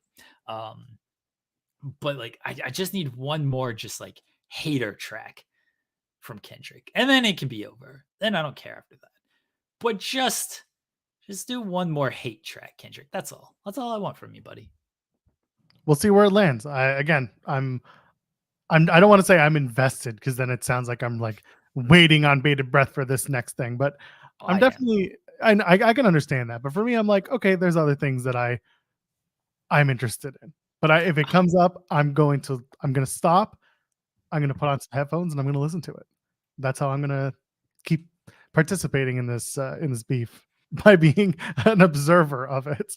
I put together I do want Kendrick's version of Tupac's Hit 'Em Up. I kind of think that Not Like Us is almost Kendrick's version of Hit 'Em Up, honestly. But I just want another kind of like Euphoria. Like that's what I want. Like I want another like Euphoria where he's just, because Not Like Us is a dance track. Like it is. It's designed that way. Again, Family Matters is or not Family Matters. That's the Drake song. Meet the Grams is it's To me, you mentioned vibe. You mentioned like put on headphones. Yeah. That was a vibe song that you pay attention through. It's not I can vibe to it because I'm listening. I think I'm listening more to the beat than I am to the flow. And at that point, I'm just like, when I start focusing on the flow, I'm like, oh shit, pay attention. So it's like, to me, it's been both. You get what I'm saying? That song is just so deep and cut that just like it's so like that's a hater song, but that's a very personal, like I'm going after your whole family hater song. It's very well done, mind you. So Euphoria, like I like that the most because one, I like how I like the beat to everything and I like the flow switches. And it's just straight up like that's a song that could be about anyone. That has lines that you can just use against anyone because it's just a hater song. It's a personal song. There are some personal attacks there, but he's not going deep into family and actual allegations and everything. It's just like, you're a culture vulture. I hate you. And that's it. It's also 6 minutes. It rules. I love you for you. In Ether. Again, Ether might have been Meet the Grams. Like that felt like it was almost an Ether. There was so much in that song that it cut, like you said, it cut deep and it accomplished everything right there. It was pretty wild. Yeah, I mean, Kate mentions that I hate the way you walk, hate the way you talk, I hate the way you dress. We hate the bitches you fuck because they confuse themselves with real women. It's so good. Notice I say we because I'm with the culture feeling. Like, oh, that song, that has so much replay value to me. I will definitely be going back and listening over the next week. Like Control is a very, like he's rapping to be the best and telling everybody why he's the best. That's not a deep personal song. He just bars people. That's what Euphoria felt like. That's the kind of rap that I'm largely into. If you want to do the personal stuff, like that's all cool and fine with me. The problem is separating fact from fiction with that. Some of that stuff loses value if it's not true. Then I'm just like, all right, this line just kind of sucks because it's not like Drake also fucked up when he's talking about the song where Kendrick says he's not molested and Drake is like, oh, you did a song where you were molested. You idiot. Did you not listen to it? Did one of your ghostwriters not listen to it? Did someone not clue you in? Did someone not clue you in of like, hey, this is what the song's actually about? Maybe you should take a different angle from this. See, this is where also Drake 1 lost perception. But Drake 2, like, he just was not smart with this stuff. It's like, oh, you're calling me a pedophile because you were molested. I see the connection here. The fuck are you on with this? Dummy? Anyway, so this is the show that we normally do over on Fightful Overbooked Monday, Wednesdays, and Fridays. We pepper in some wrestling, but we also take a break and talk about the other stuff. Jeremy also does a show called FMC where he definitely tackles this and other stuff. Both of these men need fact checkers, by the way. Kendrick should have used IMDb. I can't believe he didn't flip the Joel Osteen line. Like, maybe it's coming. Maybe it's this coming. stuff annoys me. No, Drake is done. It's done. Drake is like, oh, my pen got a good workout. Your pen did like 2 sets of curls on 20-pound weights. Fuck out of here. Your pen ain't in shape at all. Maybe that's coming in the next run. Maybe it is. Anyway, we spent an hour doing this. That was a good exercise. That was a Drake reference. Drake lost. He did. He absolutely did. Leave us in the comments who won. If you're watching after the fact, just drop the comments. We're doing it for the engagement. We're doing it to get the name out there. And then, of course, follow us over to Fightful Overbooked, where we do this show normally Monday, Wednesdays, and Fridays from 10 a.m. Eastern until noon. Sometimes we even have guests. Unfortunately, I'm not doing that as a segue to anything right now. I am seeing the people have been mentioning in the chat. We'll bring it up real quick. Talk of PW Insider reporting that Jerry Lawler has not had his contract renewed. He will be departing WWE. I can't say that's much of a shock personally. He had a stroke back in late 2023, was it? We're in 2024. So yeah, it was in 2023. He's up on his feet and he looks, he looks good, but it's not like they've been using Jerry for much these days anyway. So it's out there. It's out there. I don't think it's, massive news as much as it is news. It's there. Period. End sentence. Anything to add? Nope. It's not like they were using him. He can go and do conventions with Jim Ross, and that'll be that. Yep. Oh, you think he's going to get pulled over to that? I think he'll get a. You think he's going to get pulled over and do some AEW stuff? Pulled into AEW? No, I don't think he's going to necessarily do AEW stuff. I do think that he will do conventions with Jim Ross. Ross has mentioned this plenty of times, so I think they'll do that. You think Jerry's going to do a podcast? Think Connie's going to call him? Hope not. I don't want to listen to it. I'm Conrad Thompson. Welcome to Puppy Talk here on AfreeShows.com. No, thank you. Anyway, there was some wrestling over the weekend. We should probably talk about a little bit of it because it is on, I know, but it's on the thumbnail. So really the big news coming out of Backlash is that the show was loud. People were very happy to be in France. Yeah, people are dumb. Okay, I'm interested in this commentary. Let's hear it. People thought this loud crowd was like bad, or that it's going to lead to bad things. Oh yeah. Oh, but that's like a certain people who are down on all the good shit people talk about type of people, right? No, I saw people who should know better. Oh, because the only person I saw that from was bro. Now I'm not talking bro. I'm talking about bro, douchebag. I didn't even see him, but no, I saw people of just like, oh, the crowd was making too much noise. It took away from the matches. Oh, now people are going to try to outdo the France crowd. This isn't going to be good because now the crowds are making it too much about themselves. That's the comment I saw the most of, like, the crowd made it too much about themselves and not the wrestling. Fuck out of here with that. You want crowds that aren't engaged? You want people just sitting in silence? No, this crowd was great. They were into everything. They were into everything on this show. They enhanced this show so much because this show going into it didn't have a whole lot going for it. No. We knew who was going to win most of the matches. There wasn't a whole lot of intrigue. The setup wasn't great for a lot of these. A lot of these feuds didn't have too much steam behind them because they were just set up in the last couple of weeks coming out of WrestleMania. The crowd made it so much better. Everything felt like a big deal on this show. SmackDown, same thing. Everything felt like a big deal on that SmackDown. I hope the US crowds take a look at that and be like, you know what? Fuck, we got to outdo France. I hope they look at this as a challenge and feel they have to do this. That'd be great for everybody. That'd be great for wrestling as a whole. So no, there was nothing wrong with this crowd, but I saw Not at all. way more people than it should have been, because there should have been 0 people outside of the people who want to troll for engagement. There should have been 0 people been like this. The crowd was the issue. That's very strange. Like I said, the only person I saw from was someone I wouldn't take in. I wouldn't take any direction from if I was on fire. The show, the show was what it was. We went into it knowing exactly what the outcomes would be. Like I said, the only one where you and I kind of had a good discussion was the women's tag title match, and they still put the tag titles on Bianca and Jade. Sure, whatever, okay. But like we made our cases for the other side. But the show itself, it was a celebratory, raucous post WrestleMania crowd.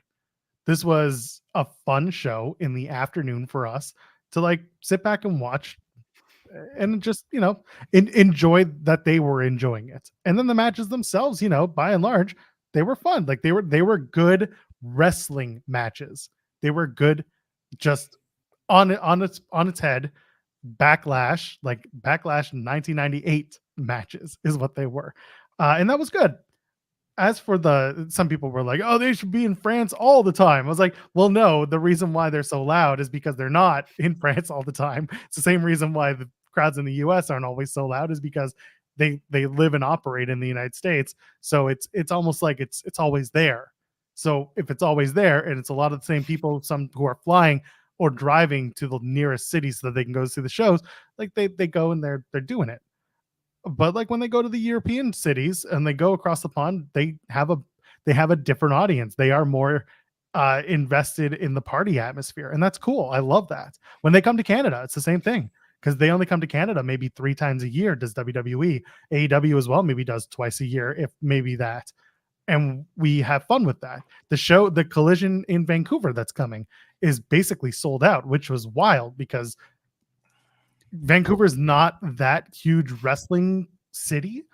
It's slowly kind of building, but my point of all this is that, this is going to be a really fun show for AEW because they're going to a new market, and it looks like they're going to have a really big crowd for that venue and for that market. So that's great. And they should be celebrated for the fact that they could be loud in that room. That's what we're here for. That's what wrestling is all about. Found it strange. They're too loud. Yeah, it's a dumb comment, but people did it. It made the show a lot better. The show was good. The matches were good.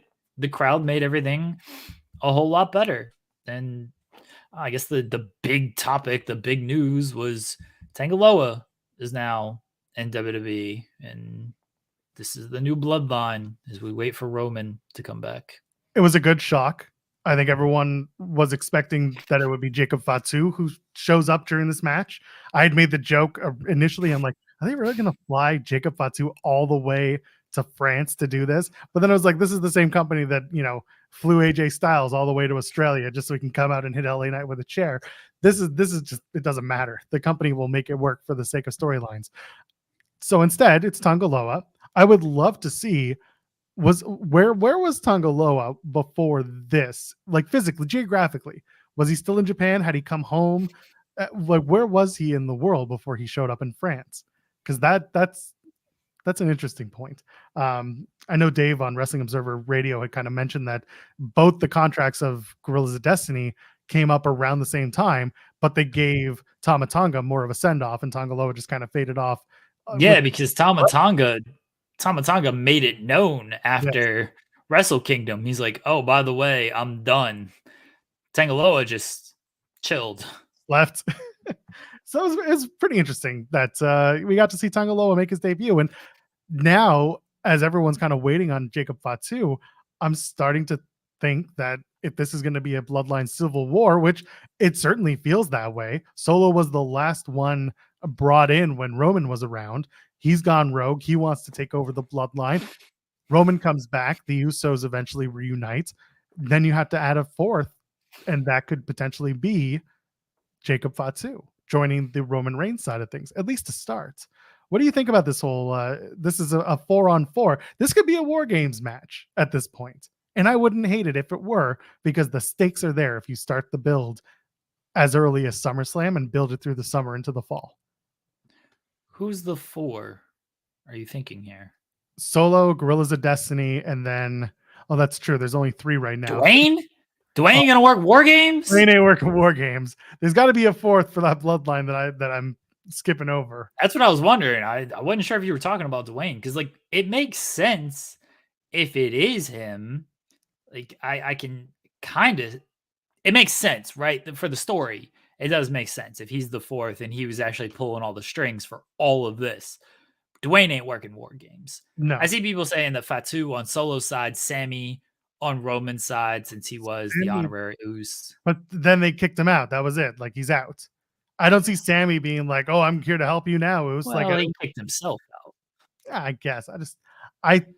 He's friends with Jay. Him and Jay are on like fine terms now. So I don't see a reason to have Sammy do it personally.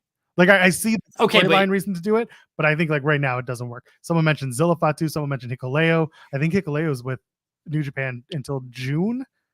Someone had mentioned. So you can have it. June is next month. Hikuleo could be heading this way for all we know. He could be the 4th man on the Solo side. Okay, Sammy makes some sense though, because one, he's friendly with Jay. He's on fine terms with Jay right now. We are also talking about aligning Roman with Jimmy and Jay. Yeah, so if they're legit brother, they're legit family. Sure, but if you're going to make sense out of the story to where Jay is going to forgive Jimmy and forgive Roman, you can make sense of the story where Sammy comes into that fold as well. Let's not act like this is out of the realm of possibility. That's fair. I think maybe my biggest point right now is that Sammy's the Intercontinental Champion, and I'd rather see Sammy put up the Intercontinental Championship against other people instead of get sucked into a bloodline. We're going November here. This is 6 months away. And Sammy should have the Intercontinental Championship until September of 2028. The pop they would get if Sammy hugs Roman.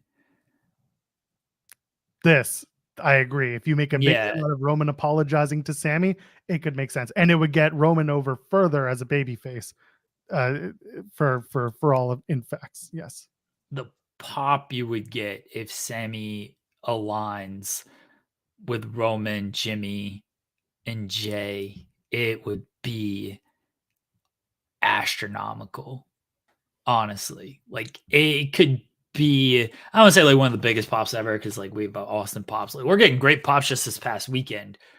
Man, that would be a huge moment, because those were the biggest pops in the entire Bloodline era, was all the Sammy stuff. Him and Roman hugging. Oh, they might just do it just to get that moment. They live for those kind of moments. They might just do it just for that. Sammy makes sense to bring him in here. Again, if you're going to make sense out of Roman, Jimmy, and Jay realigning after all that's happened, you can easily make sense out of Sammy coming back in here. So then you're putting Jacob Fatu on the Solo side of things. Yeah. Okay. Yeah. And again, that's why I'm willing. Fatu, his alignment never really made sense as Roman's guy, unless he was there to offset somebody else who was big on Solo side. Like, he would have to offset Solo, but Solo's whole point is going after Roman. So that part didn't make sense. So yeah, you're right. So if Sammy, you gotta really heat up, and they're doing a good job of it. Post WrestleMania, you gotta further heat up Solo, Tama, Tanga, and potentially in this scenario, Fatu. You gotta really, because I said Solo felt DOA after the Cena stuff. They dropped the ball completely with him after he beat Cena. He didn't even have a match at WrestleMania. Like, he was nothing. Tama Tonga, Tangaloa, they're new to the WWE audience.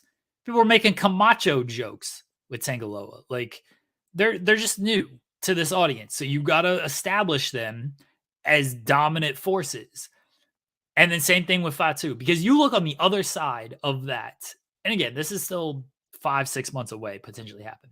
But you look on the other side, we're talking Roman Reigns, who the greatest, most decorated, most historically dominant champion of this era. Jey Uso has been super over for about a year now. Even the Uso tag team stuff. But he was the guy in the Bloodline storyline with Sammy. Jimmy's around, whatever. Sorry, Jimmy. You haven't been presented. He hasn't been presented at that level. He's been a bitch. I'm still waiting for Naomi to break out and just join her husband. Let's go. He's been a bitch. And then Sammy, who remains a pure babyface, underdog babyface. Like, Sammy's been presented. Sammy dethroned Gunther.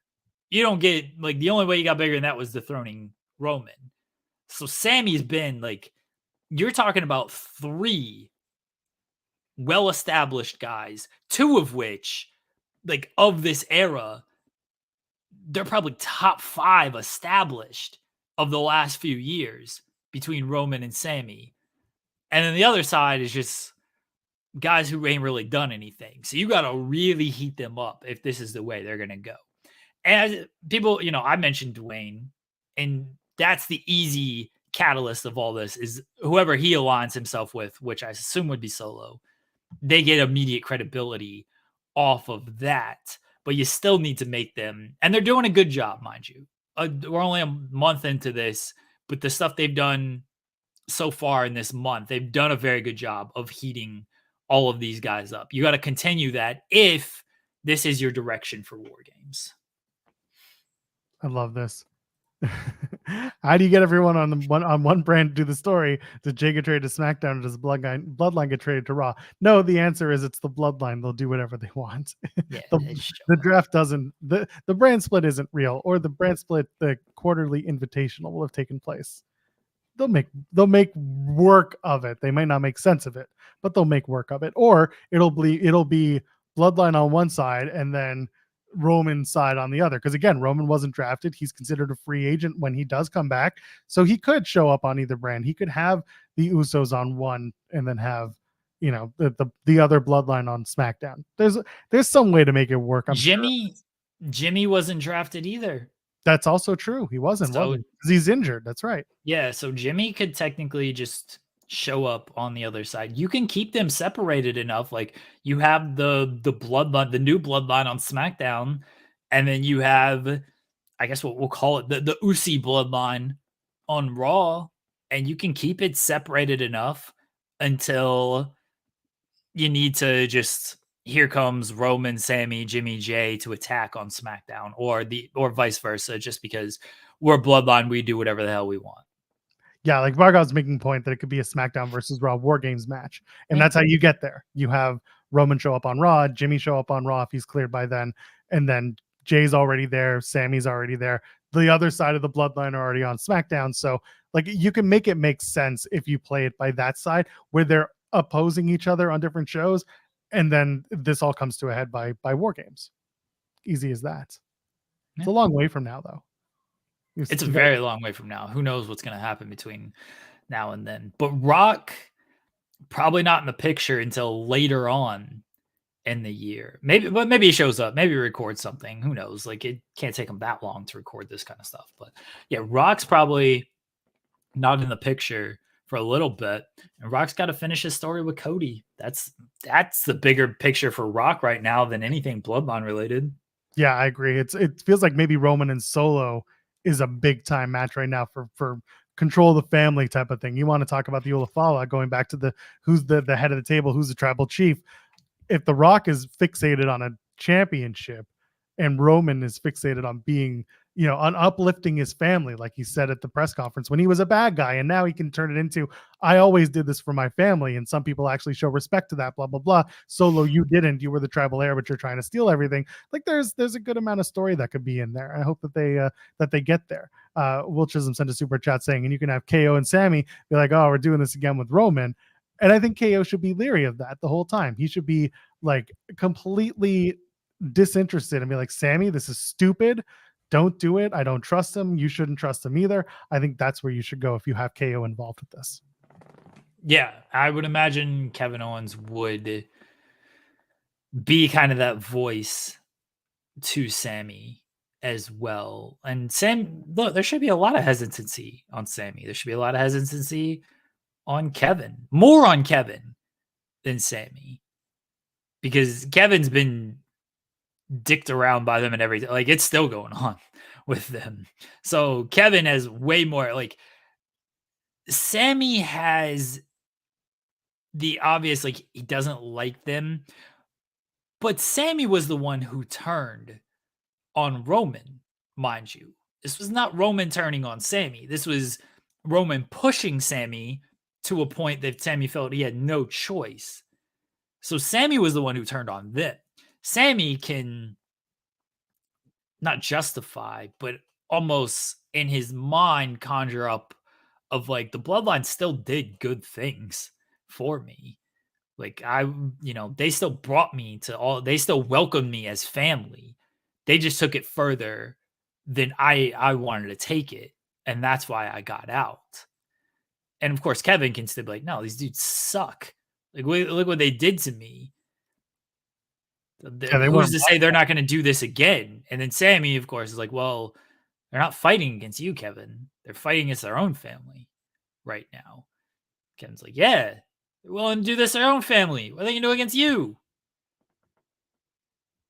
KO's in a car right now, just taking notes as we talk about it. Well, Kevin's leaving in 9 months when his contract's up. He's going to AEW. Oh, we're doing that again? I feel like we said on this, not on this show, on other shows for a long time, where I had to sit there and very carefully tell people that he's not going anywhere without telling people that he had resigned. Even Kevin is saying, like, look, I'm probably not really going anywhere. I don't think if he went anywhere 3 years ago, the idea is less likely nowadays, because he laid out his reasonings 3 years ago, and a big reason was that just like he's got a lot of friends, not only on the roster, but just in production, backstage, camera people, all of this stuff. Like, he said that he didn't want to, he was going to have a hard time leaving all of that on top of just family. I'm sure the money was very good, but all of this stuff, I got all of this weighs into it. But people thought he was going to leave 3 years ago because creative was awful. There was nothing going on 3 years ago. Granted, that he turned into an Austin match for him, but we didn't know that at the time. It was just like, what the hell are they doing? What the hell are they doing with Kevin right now? Everybody's going to leave. AEW offers way better creative. Again, that advantage isn't there for AEW anymore. Could it be? Sure. But they got to prove it first. They just got to prove it first. That's all it is. They got to prove that this is that it's the place where those wrestlers want to be. Again, we were asked, we did a Q&A show over on Select, and we were asked who would we think might jump from WWE to AEW or AEW to WWE. And I think our answers were very much rooted in the mid card, because the main eventers at the time that we recorded were starting to re-sign with WWE, and we saw the value of them signing, and the reasons for them re-signing made perfect sense. Whereas the mid-carders, who might have more to prove or at least want to test their waters, for them to go to AEW, there's less, I don't want to call it a risk, but there's at least, it's a different reward for sure going to AEW versus WWE. It's all about what they expect out of their careers if they make the jump one way or the other. Yeah, I don't see Kevin going anywhere. It's just, he's on top of all the reasons that he didn't leave 3 years ago, he has even more creative freedom now. Just, you continue to establish everything in WWE. I talked about this 3 years ago. People wanted him to go to AEW because it's like, oh, he could be Kevin Steen. He can do Kevin Steen things. Like, man, this dude's like 40. Does he want to do those things? Like, I know it was cool when he's 20 and he could, bones felt good, body felt good. You're 40 doing this stuff. Like, I don't think you really want to wrestle that style. And we saw in Backlash, when he wants to pull out brainbusters Yeah. through a chair, he can pull out brainbusters through a chair. But I don't think he necessarily, I'm not going to speak for Kevin Owens, but like, I don't think he would want to be doing that every single week for weeks on end, because that's tough. That takes a toll on you at your age now versus maybe 15, 20 years ago when you were able to get over it real quick and heal up quicker. It's different now. I gotta have a point. But I think this regime has shown, in terms of like wrestle your match, that as long as you're not making a habit out of overdoing it, as long as we trust you to tell the story the way that you want to tell the story and you don't screw it up, you have that creative freedom. We'll tell the story with you, not we're telling you what the story is. I don't see Kevin going anywhere. Maybe he does. I don't see it. Who knows? Just hit a stunner. 1, 2, 3. We all go home. He can do that now. Will Chisholm says Kevin Owens forgave Jay, but Roman will be a different story. And it will be. It totally different stories. Man got handcuffed to the bottom of the set at the Royal Rumble while Paul Heyman fumbled for the keys. That was unfortunate. Remember when that match was supposed to be Adam Pearce versus Roman Reigns? Yeah, people will talk themselves into that. That was something. Should have happened. Could have done it.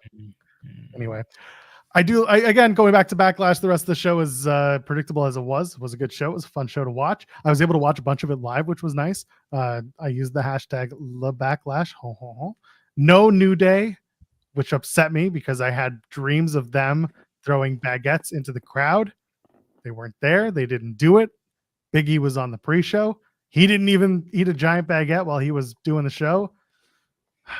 What are we doing here? What happened to the wrestling I loved? It's over. It's over for us. In AEW, Jade Cargill and Bianca won the tag titles. So a match that got messy at times, and then a finish that almost completely like erased any awkwardness that had just happened. A lot of people making reference to the sky blue spot, the toss around until you hit Jaded. That was good. You cannot do that with every person on the roster, but Kairi Sane is absolutely someone you can do that with. And she sold it well. Jade hit every spot there. She got all the pieces in to hit that Jaded. I thought that was great. And Bianca is Bianca. Like there's no flaws in that game. And those two, this is an iron sharpens iron tag team, which I appreciate. Bianca's been around longer, and those two can really work well together and learn from each other in different ways, which I appreciate. Do I think they should have won the tag titles? I don't know. On one hand, they're gonna get more reps inherently being the champions. However, it just continues the whole idea that the women's tag championships mean nothing, and that two people who are randomly thrown together could win the tag titles versus a team that is established and has held those tag titles before and have held those tag titles for a little while since. That part I don't love, but it is what it is. What about you? What do you think? I'm wondering if they won the tag titles to keep them out of Queen of the Ring. That's a good point. I did think about that too. Maybe they'll just be announced for Queen of the Ring on tonight when they announce SmackDown matches. That's very possible. Yeah, I'm wondering if that played a part in it at all, because if Jade's in Queen of the Ring, assumption is she just wins the whole thing. Now if she has the tag title, it's like, all right, we don't have to put you in this thing. I think it's fine. They'll continue to work house show matches. They'll continue to get better. They can work both brands and everything. The division feels like it's bless Bianca in that press conference where she's talking about the division. She's like, we got great talent. I don't think we're done with Damage Control, even though we've beaten them at every single turn.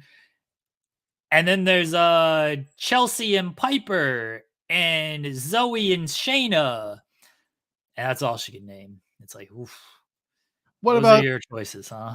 What about the tag team champions Isla Dawn and Alba Fire, or Casey Squared, or Natty and Tegan Knox formerly?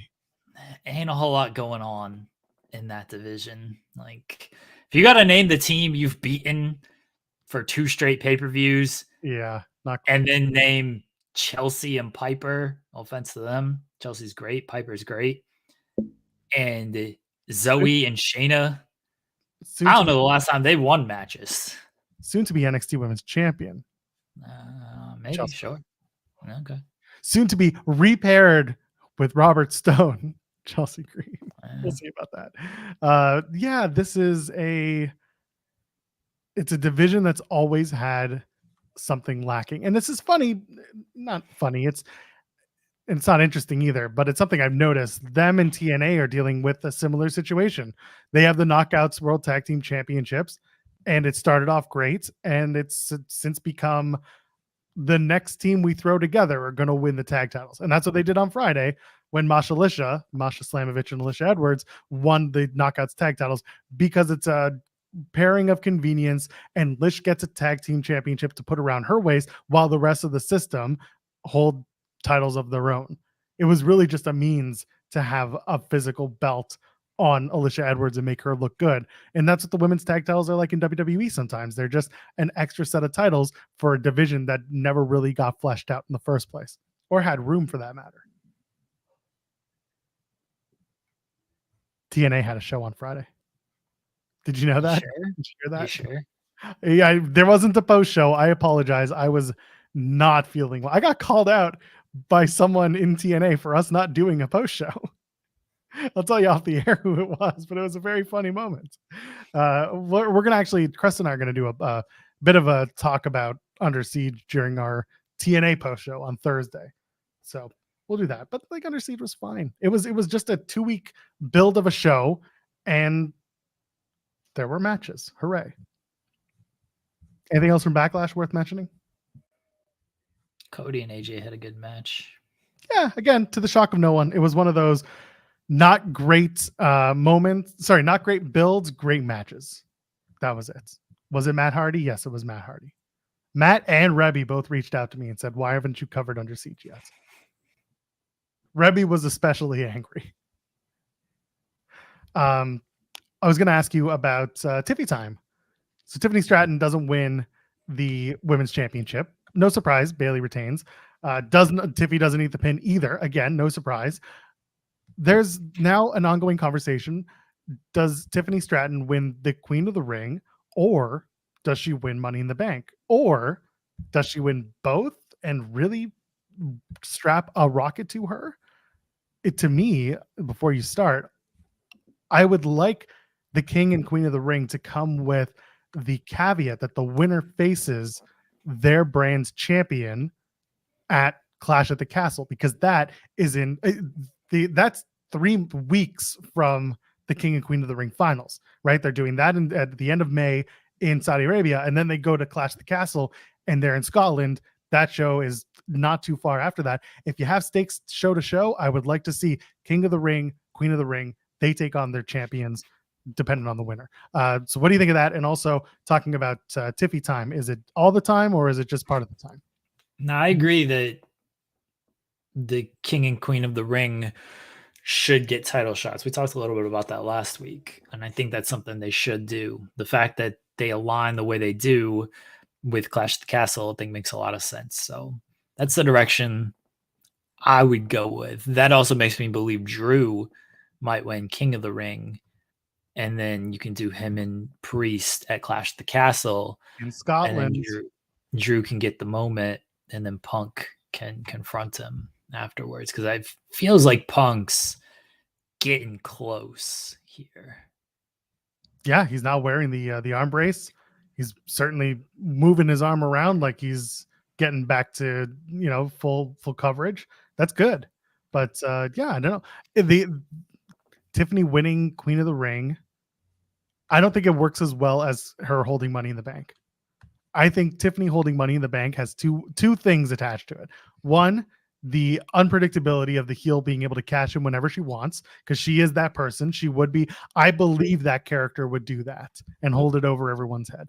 And two, the branding of that stupid pink briefcase will be fantastic. And it will have the Tiffy Time logo. And why she hasn't already pitched to have a beautiful watch made, I don't know. That should be a merch store exclusive, a Tiffy Time watch. Because what time is it? It's Tiffy time. You do the briefcase, give her the briefcase, have someone else win Queen of the Ring. Because at least with Queen of the Ring, you know the match is coming in. If we're talking about it as if it's going to happen, but if you know that they're going to do the champions at Clash at the Castle bit, then you can at least plan for someone to get some recognition of the victory, and then while they may not win the world championship that they're after, they at least get to have that caliber of a match as a build for their win as Queen or King of the Ring. I'm looking at the Raw side of Queen of the Ring. Lyra versus Becky Part 2. I mean, maybe. Well,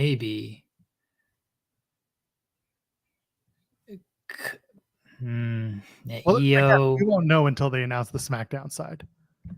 Yeah, but I would have thought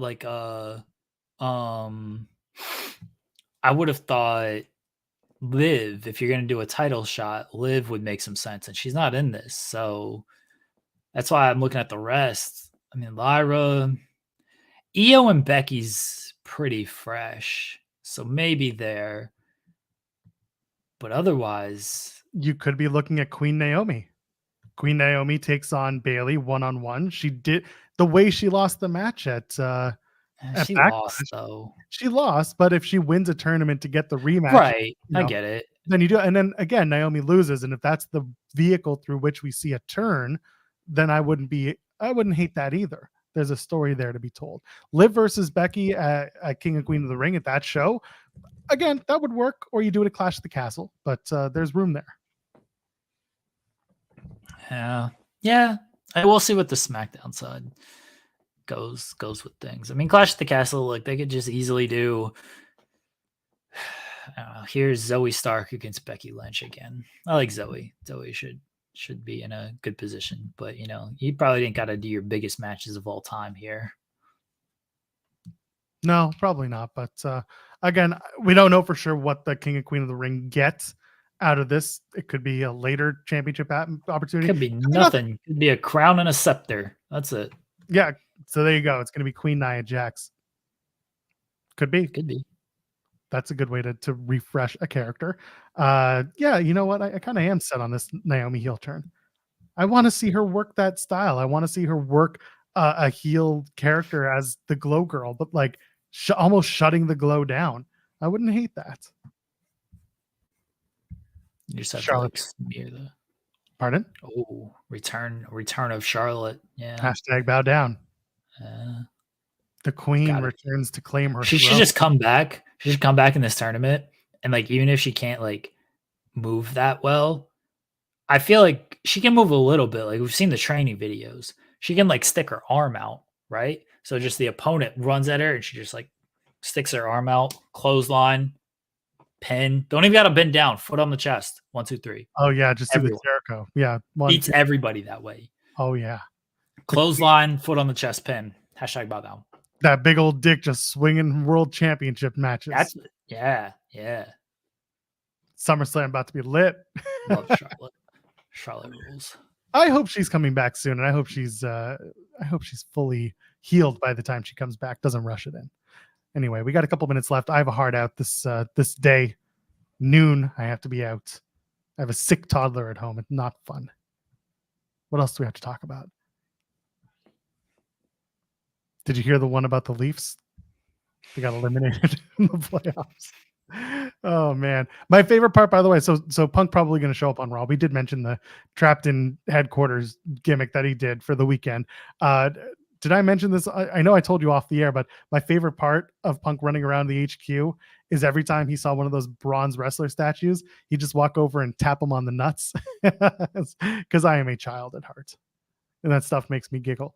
But other than that, if Punk's going to show up tonight on Raw, then makes sense because he stayed in Hartford for the couple of days, allegedly. Good for him. Yeah, good for him. Hopefully he's fine. Hopefully he's on Raw. I don't know what he's going to do on Raw. He's not wrestling. Apparently this is a show with wrestling tonight. It's a shame. Allegedly. There's 8 matches. That is the largest advanced card announcement. Believed to be one of. Yes. This show believed to be better than Busted Open. So tell your friends. Yeah, Triple H doesn't like us, apparently. It's a shame. feel like we're okay, people. Let's cover that on Wednesday's show. I think we should Okay. save that for Overbooked. Let people come and find us on Wednesday, because I feel like that's going to be a larger conversation. We'll bring in all of our detractors and we'll just let them just bury us on Overbooked for 20 minutes. Who do we start with? There's a lot of people that don't like us. There are a lot of people. We'll just have an open feed on Twitter. Here's the link. Come and bury us. I don't know about a lot. I am not doing any of that. Let's face it. We'll sooner have guests that we like. Don't know who, but we'll find somebody.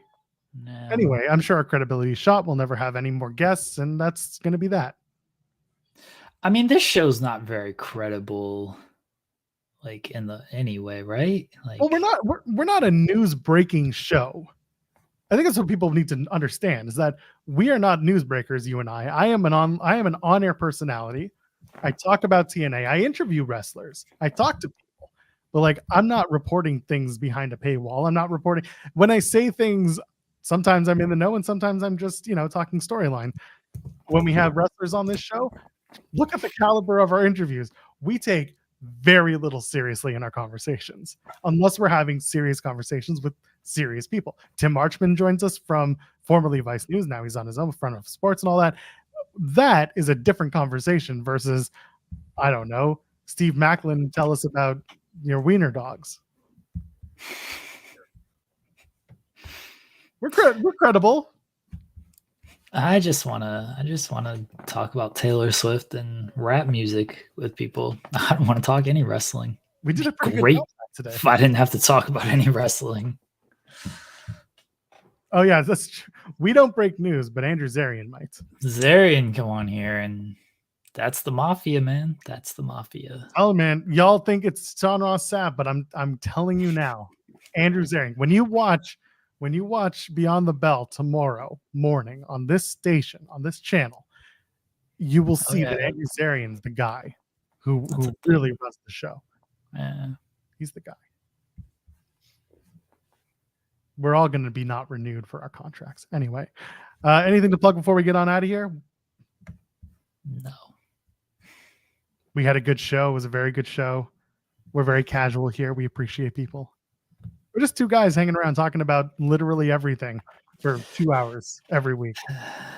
There's too much wrestling on Raw tonight. Crowds are too damn loud. I'm excited for the hockey and the basketball. That's what I shall be. Yeah, happy birthday to Kylie. It's Kylie's birthday. Happy birthday to her. It was Cher Delaware's birthday last week. I'm sure there's other birthdays that we're forgetting, but everyone has a birthday to teams, to the peoples on this team's here's. So there you go. Yeah, happy birthday, Kylie. We appreciate you. You're wonderful. Our team is great. Fightful, both Overbooked and the regular. Join us on Overbooked. That's our sister channel. We will be back on Wednesday, Jeremy and I will ban Luis. I don't see why not. What's he gonna do? I put him in timeout. That's fine. That's fine. Luis, you're in timeout, Luis. Comes into our shows and says all the wrong things at all the wrong times. He deserved it. Okay. You know what? Do we have a Raw preview, an actual Raw preview? The matches themselves? I'm sure that we do. Let's find this Raw preview of ours. Okay. I'm searching our website for this. It's right there. Yeah, I had to look for it. Zoe Stark versus Ivy Nile. Zoe Stark wins, right? Sure. Shayna Baszler versus Zelina Vega. Shayna Baszler wins, right? Sure. Lyra Valkyria versus Asuka. Lyra Valkyria wins, right? Sure. Io Sky versus Natty. This one I want your opinion on. Natalia wins, bitch. Sure. On the men's side, Drew McIntyre versus Finn Balor. I feel like Drew's going to win this. Yeah. Unless Punk gets involved. And I was going to say, unless Punk gets involved. Kofi Kingston takes on Rey Mysterio. That's fun. That is fun. I feel like Kofi's going to win because someone like Carlito is going to get involved. Maybe. Ricochet versus Ilya Dragunov. I want this match to go 3 minutes And at the 3-minute mark, Ricochet just raises his hands in victory, and he takes his speed title, and he loses by count out after that. Let's like, go. Speed, I've retained my speed title. Everybody wins by nobody winning. Gunther takes on Sheamus. Gunther's got to win this, right? But this is going to be a match. Gunther's got to win after that wild tweet Sheamus had. They can't have Gunther lose. I mean, like, maybe they can. Well, they can to make a point. You know what the worst? This is. I'm gonna say this is the worst. The worst part of the timing of this. Sheamus did not know this. He had no earthly idea. In the Jewish world today, it's Yom HaShoah, which is like the day. It's like the Holocaust Remembrance Day. Okay, so for that tweet to go up, knowing they have a match on Monday, it was just that extra layer that for me was like, oh, that sucks because you don't know, but this is great. Even if you don't know that, what in the fuck was he thinking? That was a thought. Like, I don't care if you knew that, didn't know that. Like, it's still just, that was an unnecessary comment. That was aggressive for the sake of being aggressive. All right, let's get on out of here. That's it. Rosters are locked today. Jeremy, anything left? No, that's where you just like gotta not be edgy on Twitter. Just shut the fuck up. Yep. We'll play the video later. All right, let's get on out of here. I'm at Joel Pearl, JOELPEARL. Ladies, gentlemen, friends beyond the binary. Catch us on Overbooked on Wednesday. Until next time, we'll see you then. Cheers.